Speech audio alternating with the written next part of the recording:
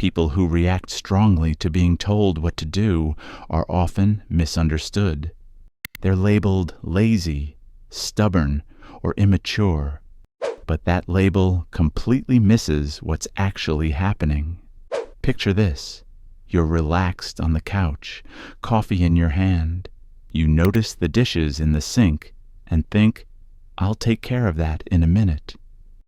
Then someone walks in and says, "Hey, can you wash the dishes?" And suddenly, something shuts down. Not because you don't want clean dishes, but because the moment it became a command, your body reacted as if a line had been crossed. What changed wasn't the task.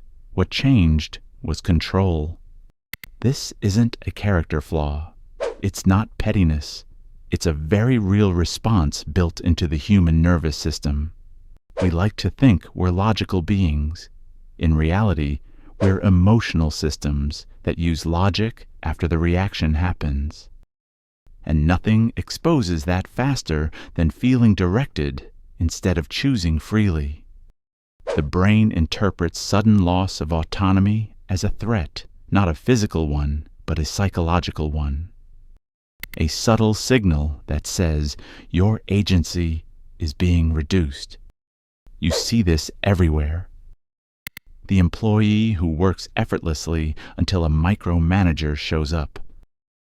Or the person who avoids a movie, book, or idea simply because too many people insisted they had to experience it.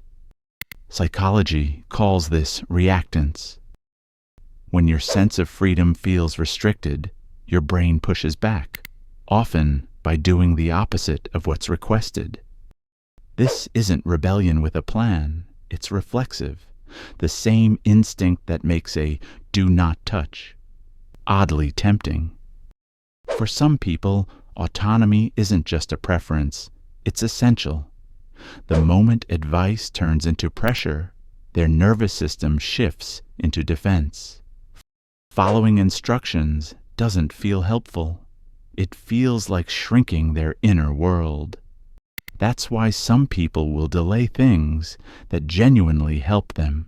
Sleeping earlier, studying, eating better. Not because they disagree with the benefits, but because being told strips the action of choice. They're not choosing discomfort. They're choosing ownership. There's also a quieter version of this pattern. These are people who don't reject authority automatically. They reject unexamined authority. If you tell them what to do, they don't ask how fast, they ask why. What's the reasoning? What's the evidence? Is this actually the best option? In rigid systems, they're often labeled difficult, but internally, instructions without context feel like faulty data. They're not trying to slow things down. They're trying to make sure the action makes sense. Then there's another layer entirely. For some, any demand, even self-imposed, triggers anxiety. The moment something becomes an obligation, the joy drains out of it. A hobby turns into pressure. A simple task becomes overwhelming. From the outside, it looks like procrastination. On the inside, it feels like paralysis. Their nervous system treats expectations as threats, not guidance. And finally, there's the fiercely independent type, the ones who say, "I've got it." Not because they don't value help, but because past reliance came with pain, disappointment, or loss of control.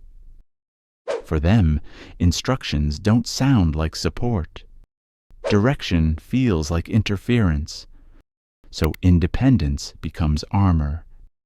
What's important to notice is this.